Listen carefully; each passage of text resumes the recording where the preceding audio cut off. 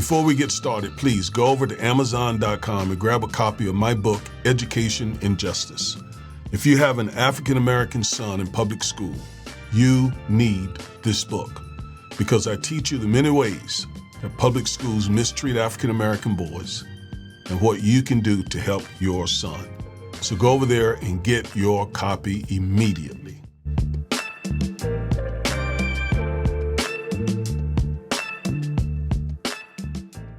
All right, folks. So today in this video, I'm going to do some classic teaching.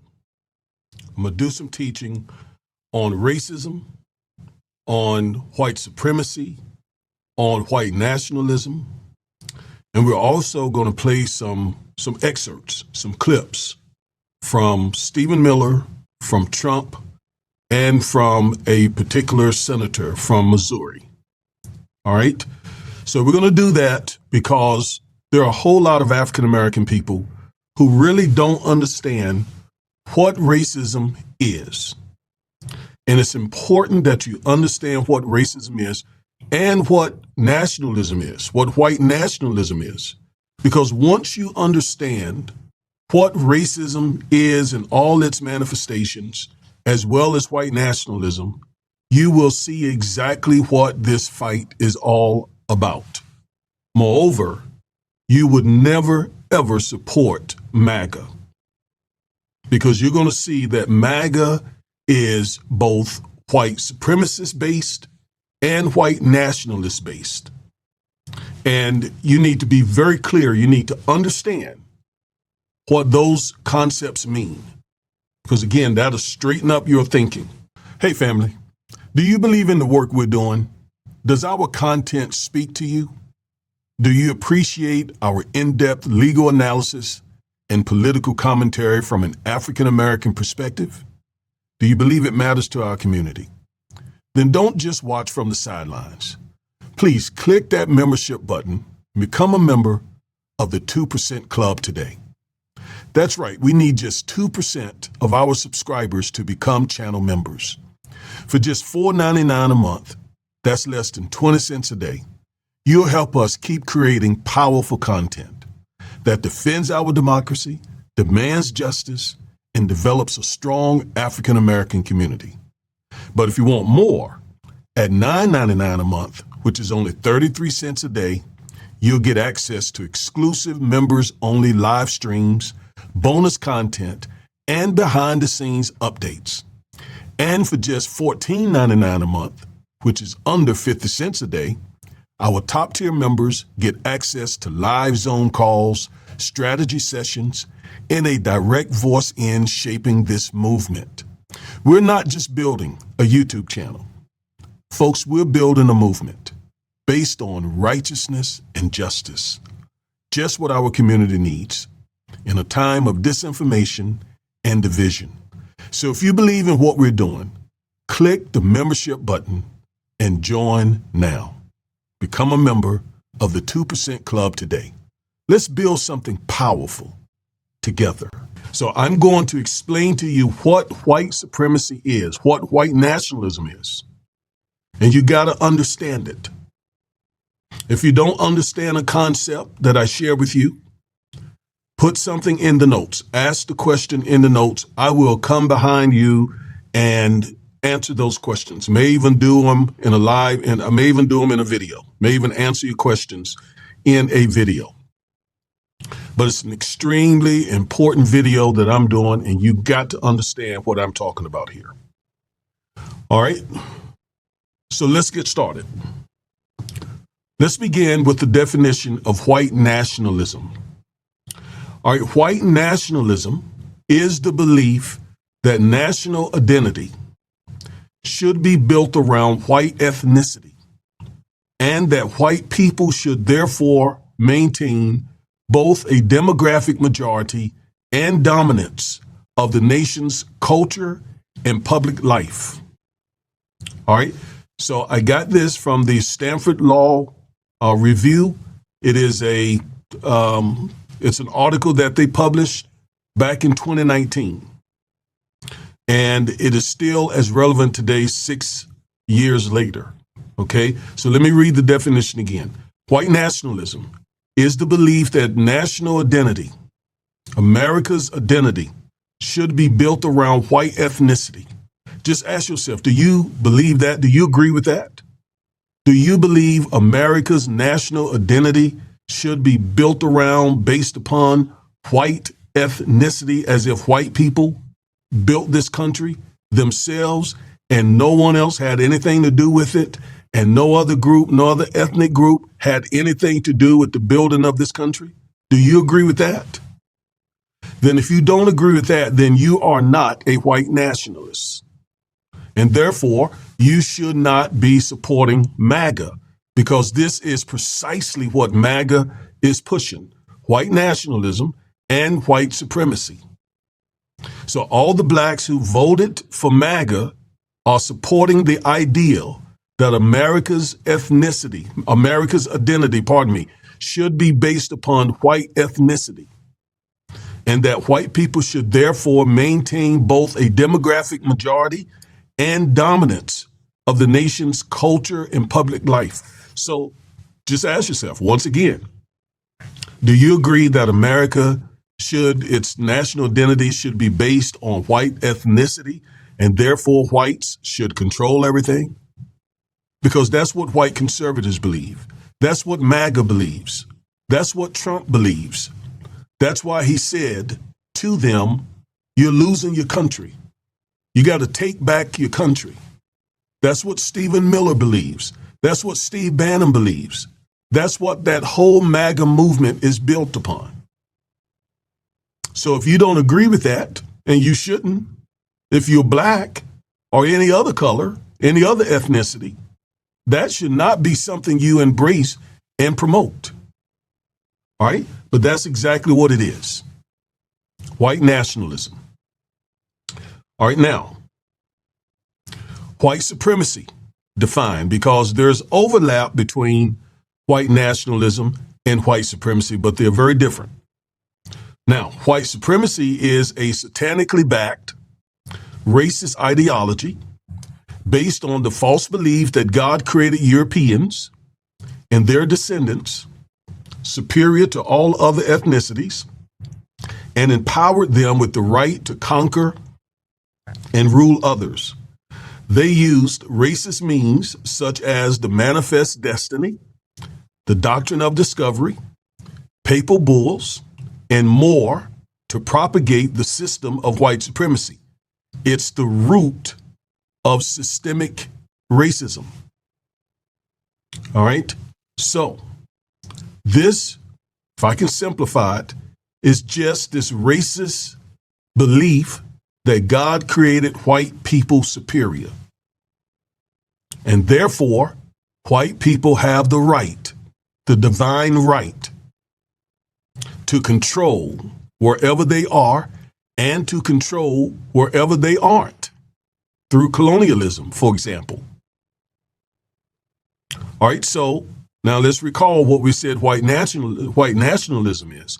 White nationalism is where whites believe America and other countries where they make up the majority, they believe the national identity of that country should be based on white ethnicity. And the only reason they can get there is because in their mind, they're the only ones who built the country. And we know that's not true in America. And we know it's not true in Europe either. Why is it not true here in America? Because of 250 years of chattel slavery, which is that system they used to not only subjugate and oppress blacks, but they used us to build and lay the economic foundation of America. So they definitely did not build this country by themselves. Blacks did a large share and have never been compensated for that work, which is why reparations is such a huge issue, because we haven't been compensated. We still today own less than 5% of this nation's wealth, although we laid the economic foundation of this country. And Europe can't claim that they built those European nations by themselves either, because a lot of the wealth of those European nations they robbed from Africa. A lot of the wealth in those white countries, they robbed Africa of its natural resources to build those European nations. Yet, in both America and wherever Europeans are, they heavily promote white nationalism based on white supremacy. And that's the whole thing with the MAGA movement. That's the whole issue. That's what they are centered around. Protecting white supremacy so that they can implement white nationalism. Because in their minds, only in their minds, they believe whiteness is superior. They believe European characteristics in all facets, intellectually, physically, socially, and so on, culturally, are superior. All right, that's white supremacy, and that intersects with white nationalism. And that's why they're fighting so hard to even impose authoritarianism, if that will protect both white supremacy and white nationalism. All right. So that's the definition of white supremacy. Now, white supremacy is obviously based on racism. Now, let's look at this.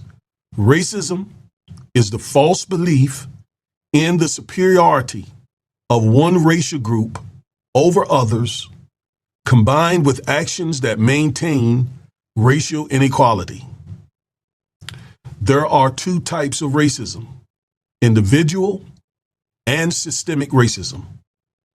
So racism is made up of two parts: the belief that whites are superior, their belief that they are superior, and their actions and practices to exert that superiority, that false superiority.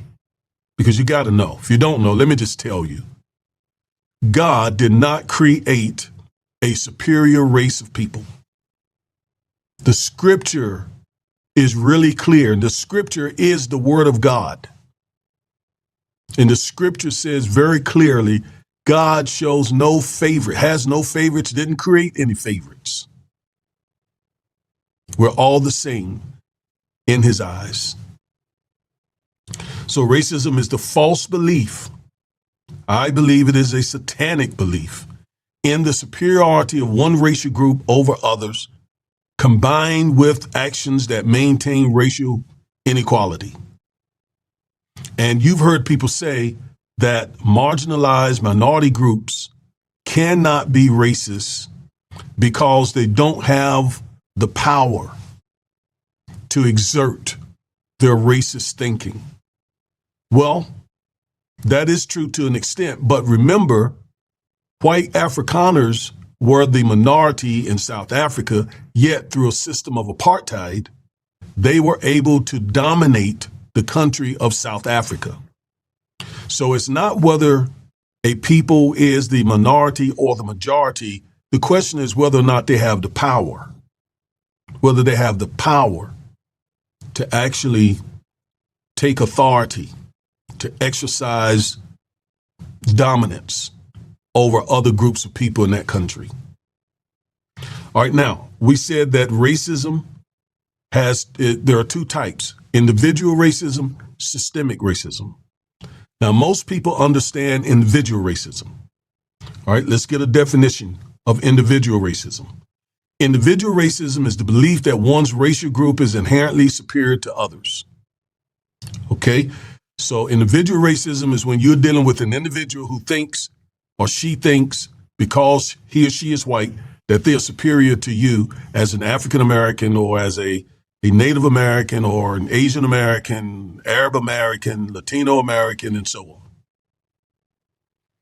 All right, so that's an individual racist. They are not as dangerous as the system of racism or systemic racism. And we're going to look at that in just a second. Now, before we move from individual racism, there are two types of individual racism. And we've dealt with both types of these races. One is a covert racist, and the other one is an overt racist. A covert racist is one who hides his or her racism. They smile, they grin, they're friendly on the surface, but in their hearts, they are covering their racist beliefs. That's a covert racist. And then there is the overt racist. And the overt racist is the one who's openly racist. They use racial slurs or racist dog whistles. They make it known that they are racist. I prefer that type. I prefer the type who just lets it be known that they are racist, rather than the one who covers it up, smiles in your face, and then all of a sudden, bam, you're hit with some of their racism. And oftentimes that racism can be damaging because you allow them to get close to you. All right. So there are two types of individual racists: covert racists who covers racism, and overt racists who are openly racist. Now, systemic racism. Here's the definition. Systemic racism refers to racist policies, practices, patterns, and customs embedded within a nation's legal, political, economic, educational, housing, healthcare, religious, and cultural systems that produce and maintain advantages for whites while imposing disadvantages on non-whites. So this is very different than individual racism. This racism is more insidious and more dangerous, more sinister, because it is in the system. In every facet of life, the rules, the regulations, the laws, the customs, the patterns, the practices. No one may be calling you the N-word. No one may be treating you like you are inferior. But the rules of that system, the rules of that institution, the rules, the patterns, the regulations, the practices of that system produces a disparate impact for Black people.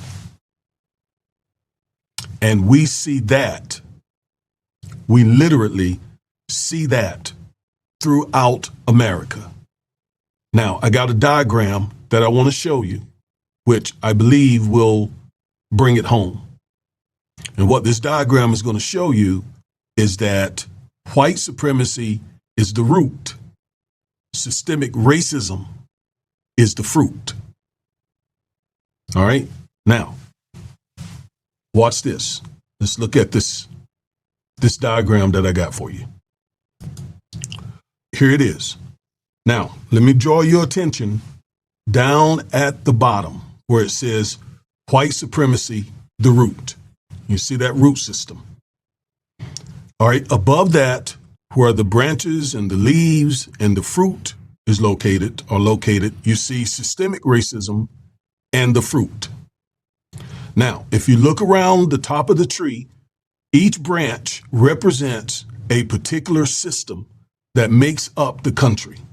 So you got the education system, you got the healthcare system, you got the environmental system, you got the religious system, you got the media system, the entertainment system, the political system, the financial system, the criminal justice system, and down between the branches and the roots, you got two branches that have been cut off the tree.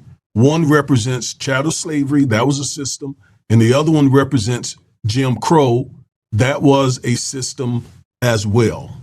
Now, obviously, we still, in some ways, deal with some remnants of Jim Crow and even chattel slavery. And that's what the 13th, 14th, and 15th Amendments and the civil rights legislation and all of that was designed to kill slavery, to also kill Jim Crow. And for the most part, that has happened. Okay, so that's why I have those branches cut off from the tree. Now, let's go back up to the top of the tree, and you'll see that there's red fruit, and you'll see that there's a white guy who is partaking of that fruit. That is the fruit of systemic racism. And notice it says white privilege, white only fruit.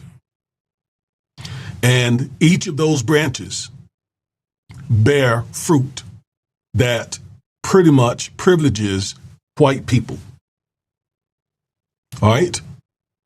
So that's the way they've been able to get ahead and to stay ahead because of systemic racism. All right? Of systemic racism. Sure, slavery was dismantled, cut off the tree. So was Jim Crow, for the most part. But then the systemic racism continues, and it benefits whites. All right, so that illustration, let me show it to you again, should help you understand this racist system that we have dealt with for 400 years of being in this country. Somebody say, well, you know, that's just playing the victim. It's not playing the victim. That is a reality. We're not less intelligent. We're not more sinful. We're not, as Trump said, born to be criminals. We deal with a racist, white supremacist, white nationalist country. And if you think that I'm making this up, let me point you to another group of people that they have dealt with as well. And that's Native Americans. Native Americans. Are they playing the victim card? Are they doing victimhood when they talk about the fact that they were the first on this land? And whites came and murdered, committed genocide against tens of millions of them. Some people estimate as many as hundreds of millions. And where are they today for the most part? On reservations. Where alcoholism is through the roof, drug use is through the roof, poverty is through the roof. No one calls them victims, they're just playing the victim card. Well, the same with us. We were enslaved for 250 years and then Jim Crowed for another 100. And it's just been about 65 years since all that ended in my lifetime. So my parents grew up during Jim Crow. I lived the first few years of my life during the Jim Crow system. And we're still dealing with Jim Crow.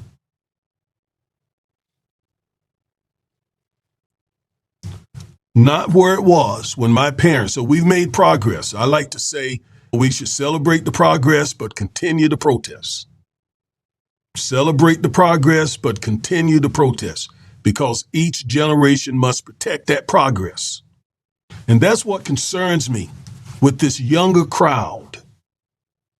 They have a less appreciation and understanding of what we have dealt with and what we continue to deal with. Many of them don't understand this illustration here. And they need to be taught. We need to teach them. And we see that the Trump administration is doing everything it can to prevent our young people from understanding this system. White supremacy, white nationalism. They're defunding schools that teach the realism, the truthism about what we've dealt with and still continue to deal with.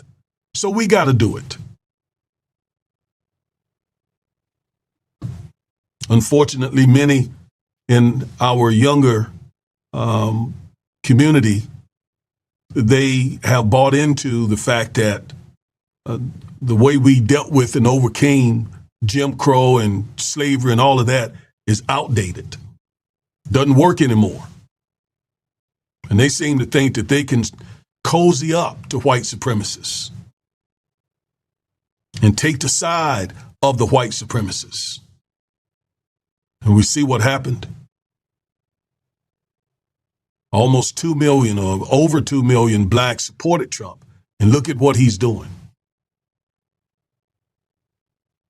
And even if he hadn't done anything, we still deal with this systemic racism.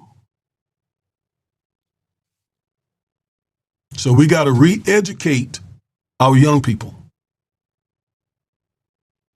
All right, now, systemic racism refers to racist policies, practices, patterns, and customs embedded within a nation's legal, political, economic, educational, housing, healthcare, religious, and cultural systems that produce and maintain advantages for whites while imposing disadvantages on non-whites. That is systemic racism. And again, this is the illustration. It is real. And honest white people will tell you it's real. Conservative blacks claim that systemic racism, like who? Tim Scott, Byron Donalds. There is no systemic racism. Even Joe Biden and Kamala Harris stood in front of the camera and said America is not a racist country. We know why they did that. They did that because had they said anything else, they would have never gotten elected. They know better than that. So they said what they needed to say. But there are many black conservatives who believe it or who are getting handsomely rewarded for saying there is no systemic racism in this country. All right. Now, we're going to get to some of the things that we have heard Stephen Miller and Senator Eric Smith say that line up with everything that I just showed you. You're going to hear it in their racist, hateful rhetoric and ideology. And this racist, hateful rhetoric and ideology is unfortunately now policies that are being implemented against us called Project 2025. Okay? So let's go now and hear some of the things that these people are saying. If you listen carefully, it is extremely white nationalist, white supremacist, racist rhetoric. All right, let's do it.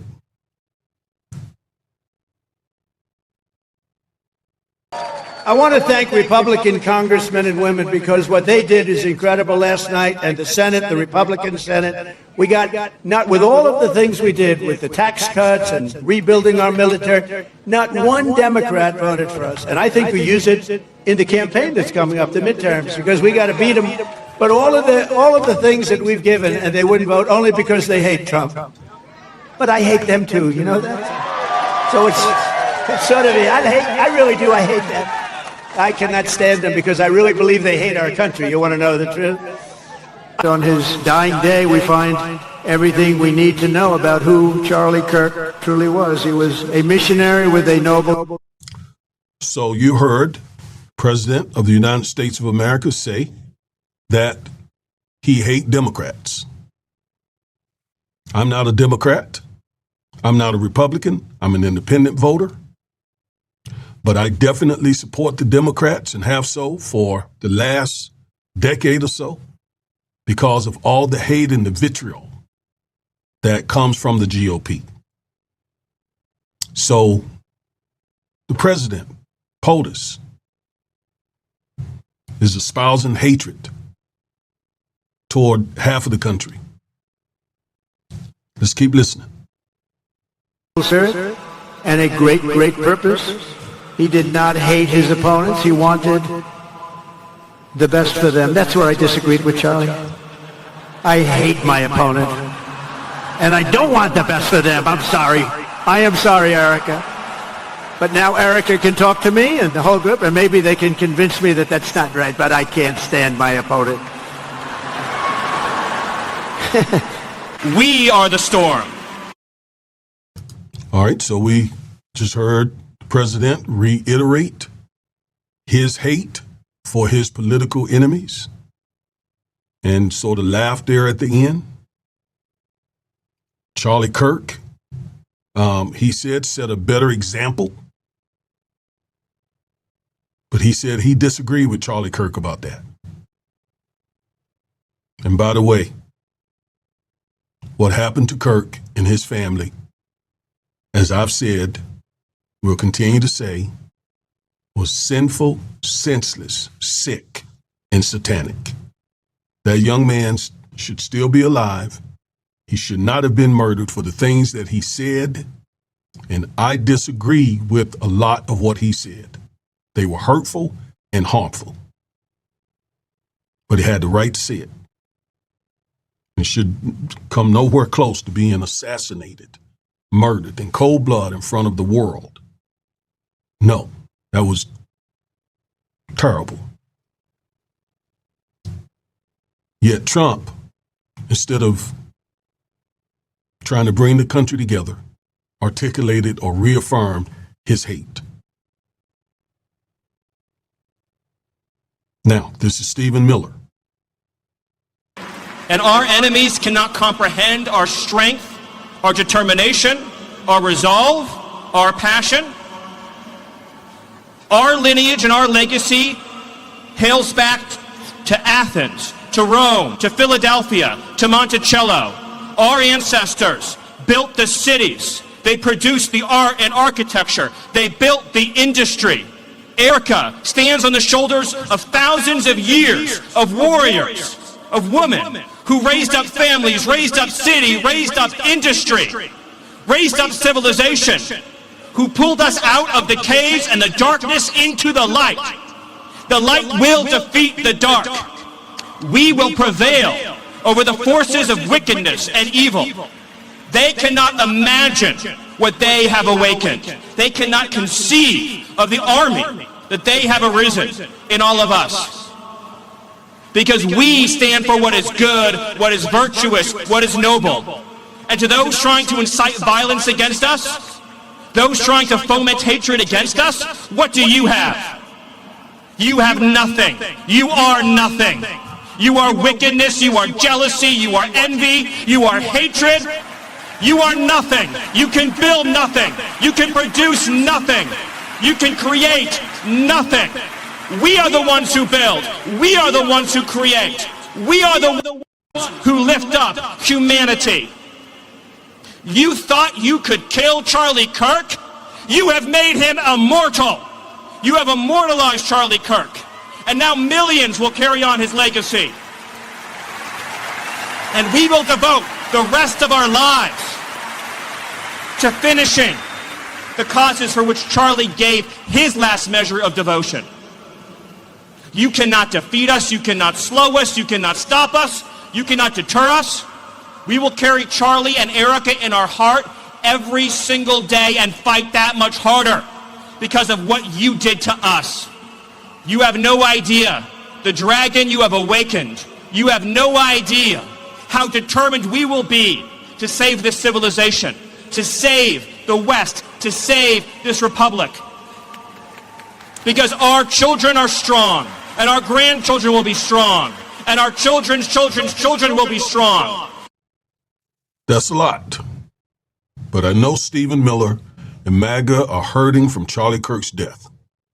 And I understand, I've said many times, that Kirk's death was a real tragedy. But a lot of times in pain, people often say what's truly in their hearts. So I feel compelled to address a lot of what Stephen Miller just said. So first, he talks about his lineage that goes back to Athens and Rome and Philadelphia and Monticello and basically Europe. And what that is It's what I was explaining earlier. That is white supremacy. Because he's speaking as if European culture is superior to all other culture. When the truth of the matter is, much of European culture emanated from ancient Egyptian culture. In other words, African culture. And much of it was also financed by stolen African wealth through unfair trading practices and colonization. And a lot of the people who built that culture were enslaved Africans. And what's really weird is he completely omits his Jewish heritage. I have heard some of his family members say that he is a Jewish man. So I find that odd that he doesn't mention that in that all that he just expressed. And definitely when he calls us nothing, and the us must be non-European people, he didn't mention African culture. He mentioned only Monticello and Greek culture and Roman culture. Again, European culture. So when he calls us nothing and says we have nothing and haven't built anything, that is white supremacy, that's racism, and that's also white nationalism, all melted together in the same old hamburger. Same old American hamburger and fries. And here's the truth. We, in the United States of America, laid the economic and cultural foundation for this country. 250 years of enslavement with no reparations, with no compensation, with no restitution. Nada. And you also got to take in consideration that they stole this land. So if you steal this vast North American land, and then for 250 years, you have others working that land without paying them, then quite naturally, you can build wealth fairly easily. And then pat yourself on the back as if you're so superior to everybody. You see what I'm saying? Yeah, we've never been compensated. But again, a lot of that is probably coming out of the pain that they feel right now. But I want to remind you too, we have dealt with even worse, indescribable pain. Even worse. I would imagine it is the kind of pain that Stephen Miller's ancestors dealt with in the Holocaust. But he doesn't seem to identify that pain with our pain. Because he and so many other like him will take every opportunity to attack us. When the truth of the matter is, we, African Americans, we did not cause Charlie Kirk's death. We had nothing to do with it. We played no part in his death. Nada. He was killed by a white man who was raised by a white family who grew up in Utah. I doubt that he had any real contact with white people, with black people, pardon me. So we had nothing to do with it. And in terms of us fomenting any sort of violence against MAGA, no, that's what we are protecting ourselves from. The violence that MAGA foments against us. We're the ones who get constantly attacked and have been so for 400 years. Stephen Miller, like your Jewish ancestors.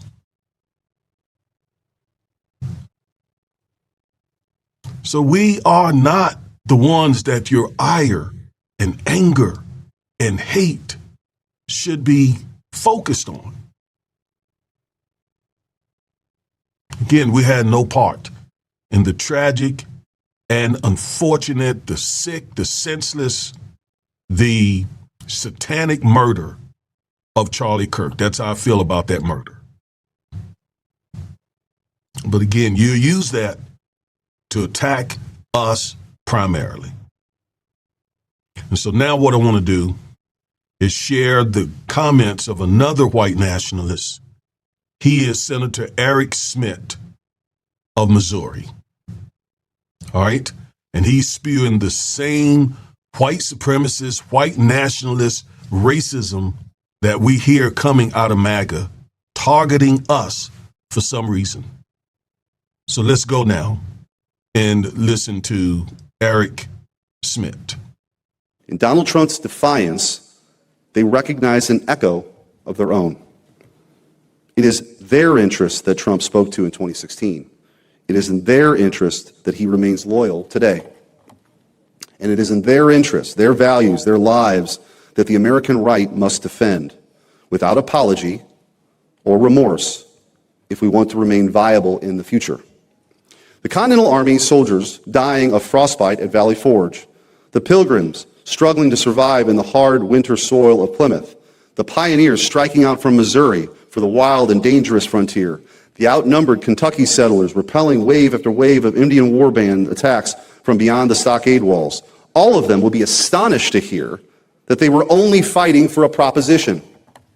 They believed they were fighting for a nation, a homeland for themselves and their descendants. They fought, they bled, they struggled, they died for us. They built this country for us. America, in all its glory, is their gift to us, handed down across the generations. It belongs to us. It's our birthright. It's our.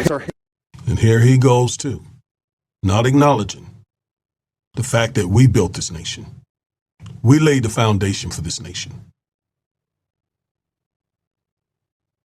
250 years of chattel slavery, 100 years of Jim Crow.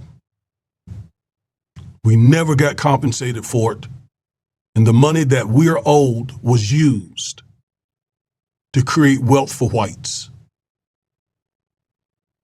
And yet, they keep talking about we, as in white people did everything to build this country. This is an injustice. But this is the ideology, the white nationalist, white supremacist ideology that you're hearing.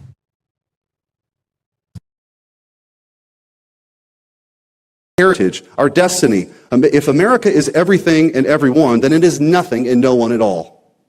America is not a universal nation. It is something distinctive, unique, and real, unlike any other place or people in the history of mankind. Western civilization was defined by its restless, relentless, dynamic spirit, a drive to create, explore, and discover that spurred the West to the heights of political, intellectual, and technological achievement unmatched by any civilization in human history.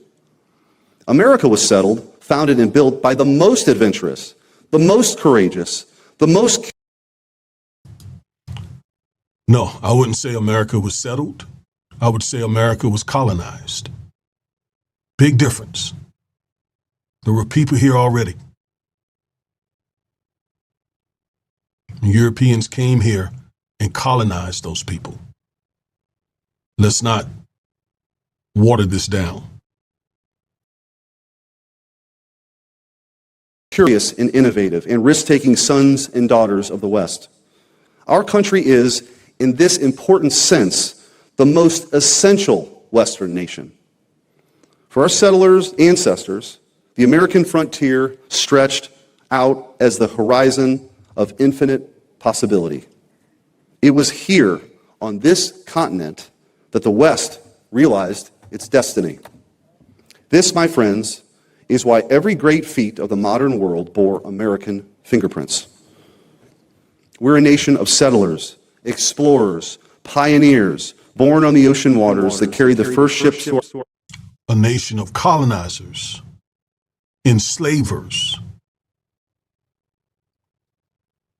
Let's tell it like it is. Our shores and forged in the crucible of a wild frontier.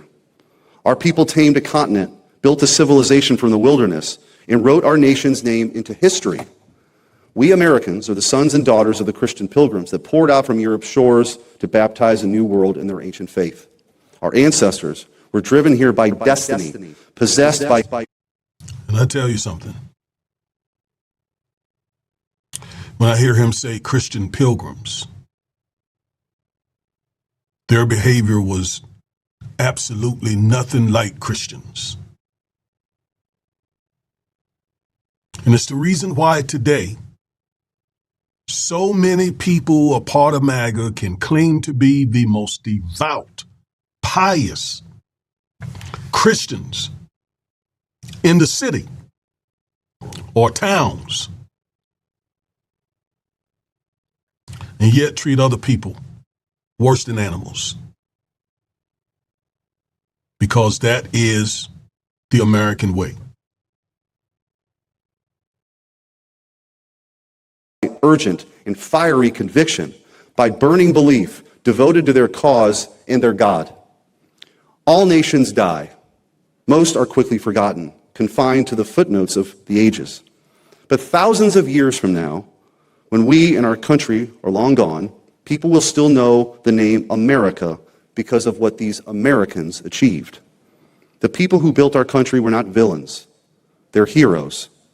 Now, we've been taught to be ashamed of these things that defined us, to treat our curiosity, our adventurousness, and ambition as a stain on our moral conscience. We've been taught that by settling this continent and building our home here, we committed a world historical sin. We committed, and that we should rue the day that our forefathers arrived in North America and condemn their vision, their strength, and their will as an expression of something perverse and evil. Now, just as a matter of historical record, the Indians were perfectly capable of invading, killing, and enslaving each other all on their own for the centuries before we got here. They attacked, tortured, and brutalized our settlers, just as our settlers surely did the same to them. When we carved out our manifest destiny on this continent, it was not because we were less morally righteous, but because we had more sophisticated tools and methods. But that's really besides... Manifest destiny. A very, very, very racist, white supremacist instrumentation used to just violently take this land from Native Americans.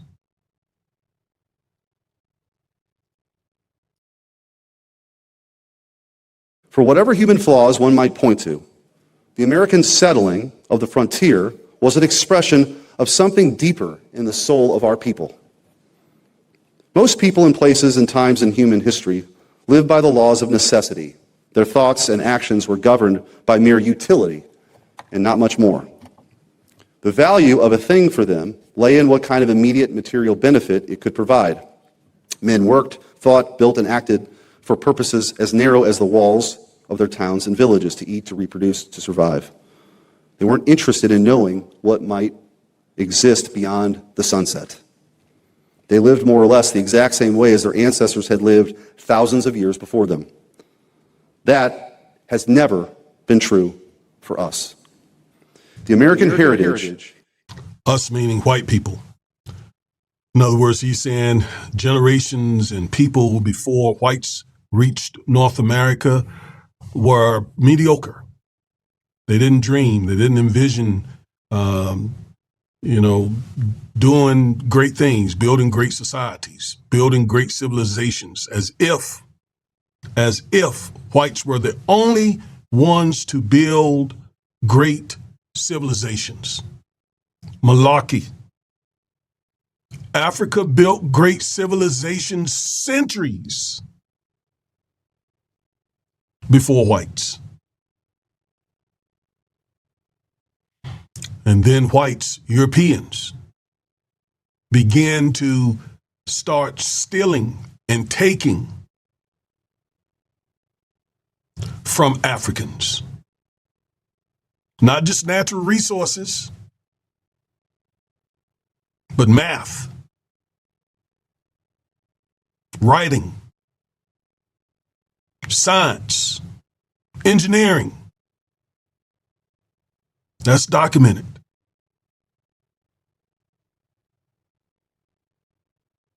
And then use those things with the help of stolen land and stolen wealth, stolen labor, begin to then build European civilizations and pat themselves on the back as if they did it honestly and just from white ingenuity and grit. This is a complete rewriting of history.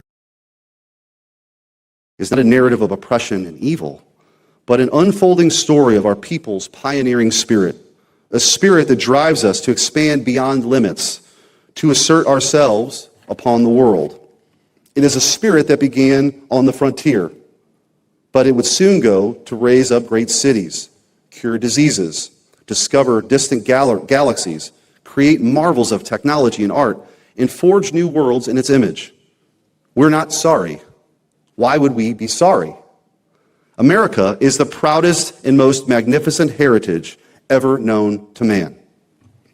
On July 4th, 2020, as the George Floyd riots raged across our nation, President Trump traveled to Mount Rushmore to address the nation. On our nation's anniversary, as anarchists looted and defaced and tore down statues and monuments all across the country, the president stood before the granite cliff face and declared, "This monument will never be desecrated." He said nothing about the lynching of George Floyd. Nothing. Callously.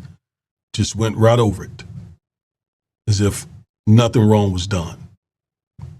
And you heard him say, sorry.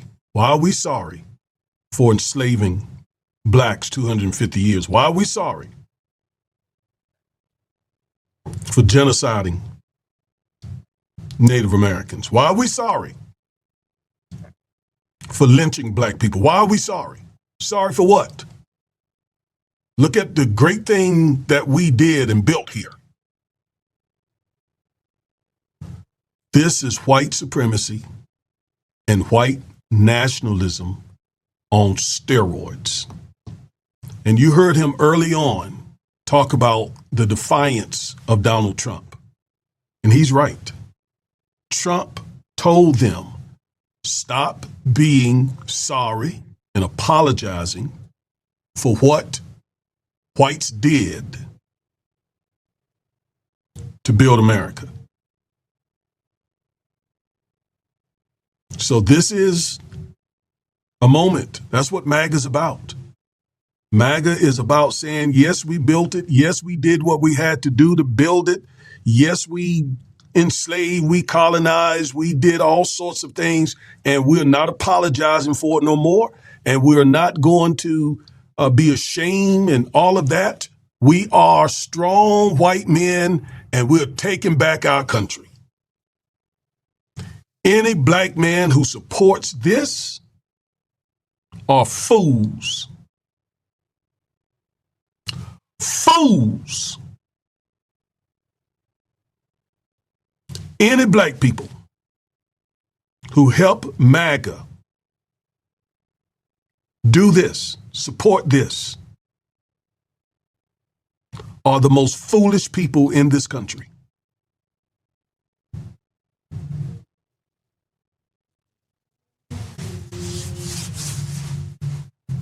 So, I walked you through white supremacy and its definition. I walked you through white nationalism and its definition. I walked you through systemic racism and its definition with an illustration. And I allowed you to hear for yourself what white nationalism, what white supremacy and racism sounds like. That's it. Folks, we cannot be complicit with what they're doing. They're trying to wipe us out. If not wipe us out, they're trying to emasculate our community.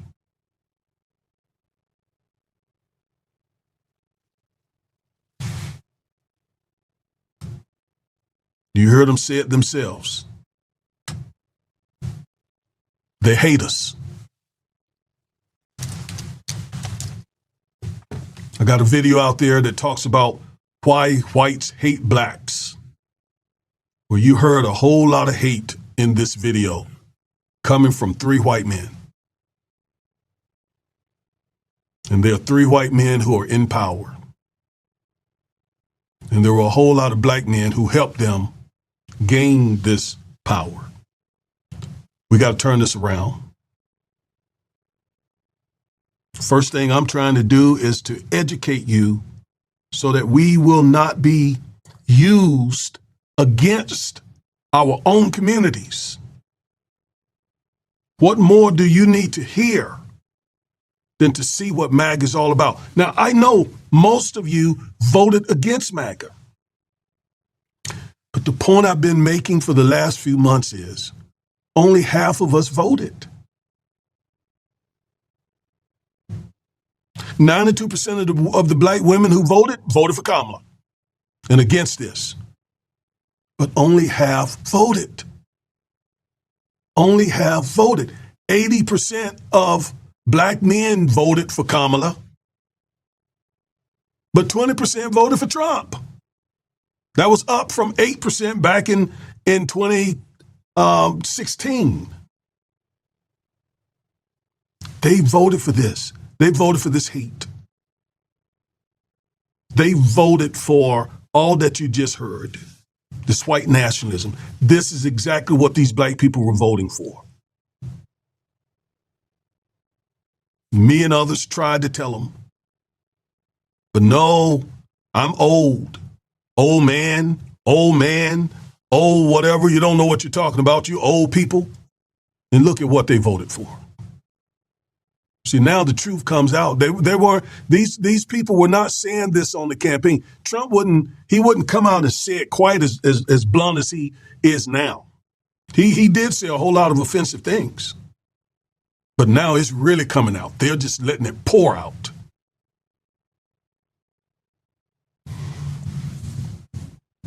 At the end of the day, I am a Christ follower.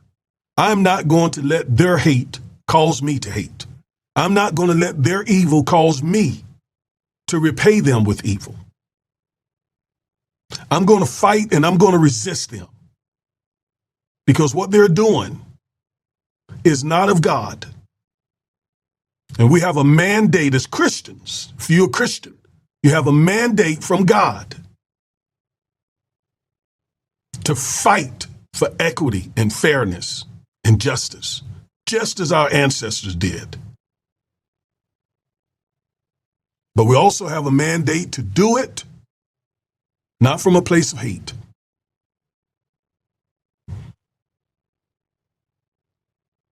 Not from a place of evil, but from a place of protecting our souls, our minds, our bodies, our children, our families, our community, our culture. And we also have a mandate to live righteous lives. That's what AMCA is about. AMCA, African Americans mobilizing for kingdom advancement. And by the way, AMCA now has a website. It is amka.com. AAMKA.com. Go there and learn more about our movement of doing 2 things: demanding racial justice and developing righteous living within the African American community. Demanding racial justice for the African American community and developing righteous living within the African American community, because we need both. There was an abolitionist movement, there was a civil rights movement, and now there is a kingdom movement afoot. I am Reverend and Civil Rights Attorney Augustus Corbett. Thank you for watching this video, and until the next time, stay woke.